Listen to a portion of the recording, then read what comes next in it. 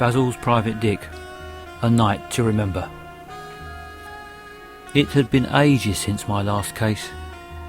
When I started out as a private dick, I'd walk tall, with a spring in my step, although my shoe did fit much better when I took it out. I walked with pride. Well, being a dick was a fine profession, and I was some dick. But now it's all dried up, the work, not my dick. And it's been longer than I can remember. That's in time, not my dick again, since I'd had a case to work on. All there was for me to do was to wait for the phone to ring, while I just laid limp on the couch feeling useless. And what use is a limp dick? I lit up a cigarette and poured myself a large whiskey. The smoke from my cigarette swirled up in the neon light that streamed in colourful shafts through the nicotine-stained Venetian blinds. I was drinking a lot. Well, with no cases to solve, every day was alike. I'd hardly bother to wash or dress, and lay around with only my friend Jack Daniels for company. Yep, JD and me. What a team. If there was a sport for waking up at all times of the day or night, semi-naked and stained with the combination of piss, sperm and vomit, then we were a winning team. I was just about to pour myself another whiskey when there was a knock at the door. I quickly got up and went to open it, running my fingers through my hair to smarten it as I went. I opened the door and said to the woman that was standing there, "How do you do? My name's Bottler, Basil Bottler, Private Dick." She looked me up and down, left to right, right to left, round and round, but mostly her gaze seemed to concentrate on my groin area. "I'm afraid, Mr. Bottler, for a private dick, your dick isn't at all private." I glanced down. Damn, I'd forgotten to put on my trousers and underpants. "Oh, I'm terribly sorry," I said, and quick thinking, I grabbed a large bag of monkey nuts that was left over from Christmas, and I held them in front of my genitals to cover my modesty. "Come in and sit down," I said. "I'll just go and get properly dressed. Be with you in a mo." And as I walked away from her, towards the bedroom, I was sure she must have seen the nut bag swinging between my legs. I thought I must check their sell-by date. Maybe she'd like one. After getting fully dressed, I went back into the lounge where the woman was waiting, and I once again apologised for my previous state of undress. "No matter, Mr. Bottler," she replied. "It's already forgotten." I thought, bollocks. How quickly they forget. She looked about 50, dressed all in black, and her face looked like it had seen better days. Not been improved by better days, just seen them. I asked how I could be of assistance, and she proceeded to tell me that she needed my help in tracking down the whereabouts of her missing twin 28-year-old daughters. Apparently they'd gone missing on a shopping trip a few weeks ago and had not been seen since.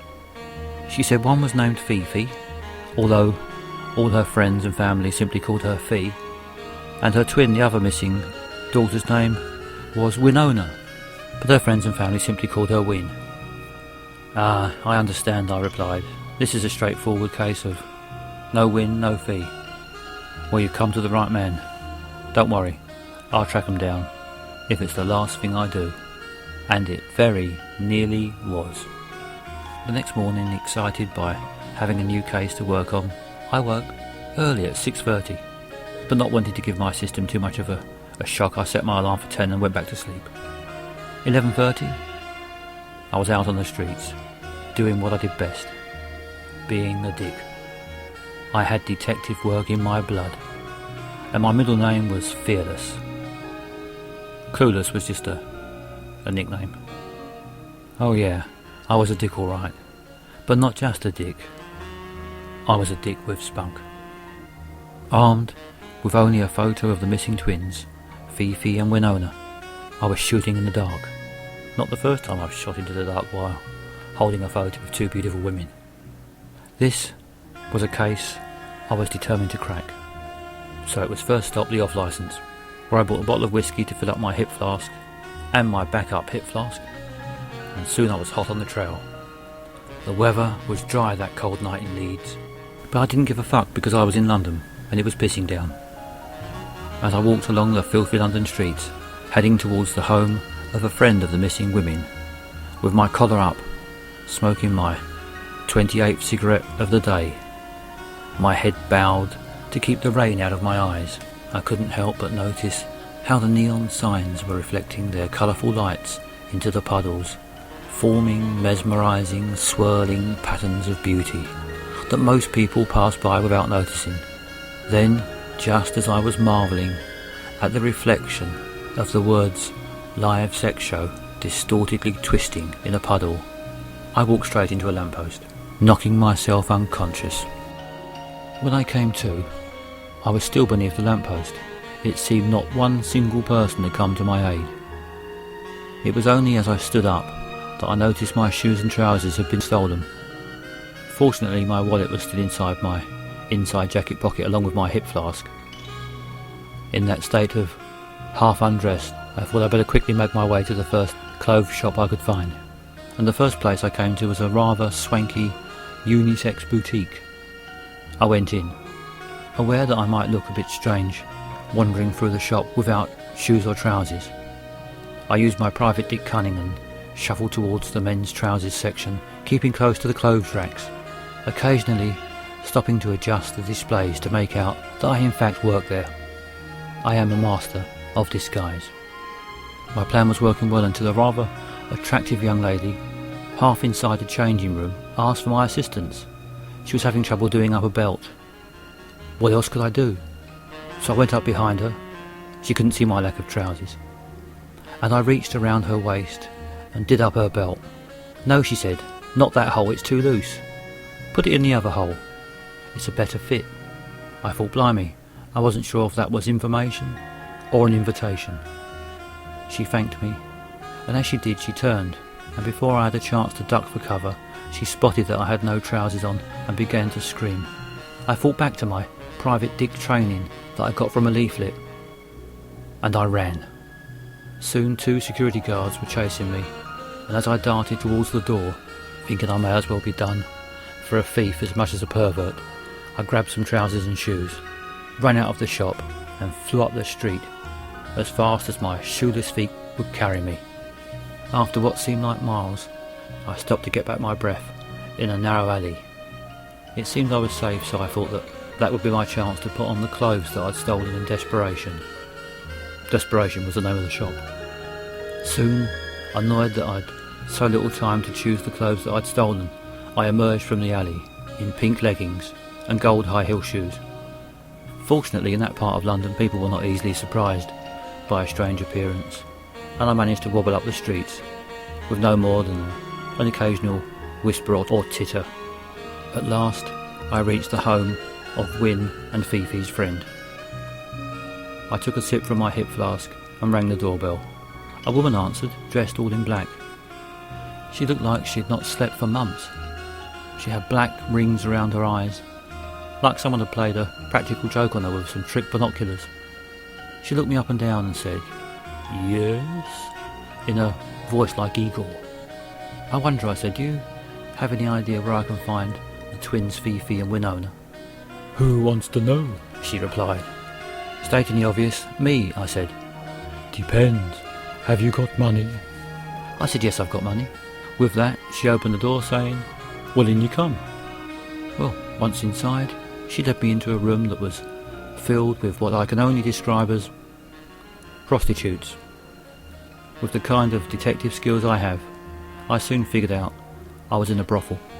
There were about a dozen women sat around in very skimpy clothing, and quickly I could see that 2 of them were Winona and Fifi, the twin sisters I'd been on the hunt for, with the madame and a thug who appeared to be some kind of security guard hanging around. I realised the only way I was going to get to talk to Winona and Fifi was to make out I was a customer, and maybe that way I could get to talk to them in private. How much, I inquired. £50 all in. I wondered whether it might be £25 half in, but I said OK. Here's 100. I'll have Fifi and Winona. The black-clothed madam said, "You can only have one of them." "No deal," I replied. "I want them both." "If I can only have one, you can forget it." "Yes, it's no win, no fee. I couldn't resist doing that line again. Well, it was agreed, and soon I was up in the bedroom with Winona and Fifi. When I say up, I meant upstairs, not up the women. I'm a professional. Mind you, so are they. I explained the situation to them and asked them why they'd not been in touch with their worried mother. They told me they got into some serious financial trouble after they'd been conned into putting all their savings into a fouled hillside holiday camp that had been built on a hillside. And although people accepted the swimming pool being empty at one end and overflowing at the other, the final straw for the place was the Great Chalet Race.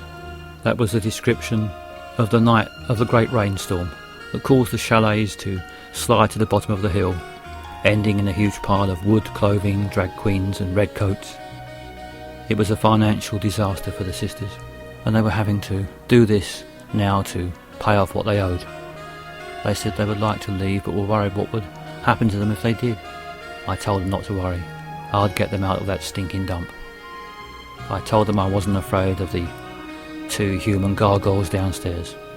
I was fearless. And anyway, we could slip out the window, down the drain pipe, and over the garden hedge to safety. The sisters promised me that if I got them out of there and safely back home, they would reward me with a night to remember. I have to confess the prospect excited me. I couldn't remember the last time I'd been given a night to remember. My plan worked. We were soon all down the drain pipe, over the hedge, and on our way towards the busy high street. The high street was busy with shoppers, and I said to the girls, the best thing we can do is to try and blend in, which turned out not to be easy, as Winona and Fifi were dressed only in bra, knickers, stockings and suspenders, and I was still in the pink leggings and gold high heel shoes that I'd stolen earlier. All was going well until I was suddenly grabbed from behind. I'd been spotted and captured by the 2 security guards from the clothes shop that I'd stolen from earlier. The police were called, and although I tried to explain that I was a dick on the job, once they stopped laughing, which rather unprofessionally of them took about 20 minutes, the 3 of us were arrested and taken down to the police station. I was well known at the police station, not for my brilliant detective work, no, they ignored that, but because I end up there so often on some trumped up charge of indecency, drunkenness, public nudity, drug taking, disturbing the peace, causing public outrage, impersonating a proper detective, stupid little things like that. Anyway, I thought this time I'd be alright, until I found out that Winona and Fifi had told the police I'd propositioned them, just because the cops had told them if they gave them something to help nail me with, that they'd get off scot-free. I pleaded with the sergeant, telling him that I'm not the kind of man that goes with prostitutes. Then I spotted Win and Fee walking free from the police station. "Oi," I shouted at them, "what about my free in a bed night to remember you promised me?" They didn't reply. They simply walked away. Well, that was it, another case in tatters, and all no fault of my own. When my case came to court, I was fined £500 and my private dick licence was revoked. Again. I poured another large whiskey. What else could I do? The only thing I knew was being a dick. Then there was a knock at the door. I opened it, and standing there was Fifi and Winona. They said they were now working in a proper massage parlour, and as they'd made me a promise and dropped me right in it that day with the law, if I was still interested, they would give me that night to remember after all. Never being one to refuse a lady, let alone 2, I agreed. Well, they began that night by giving me a naked massage. And how does this story end? Well, who'd have thought it? A happy finish.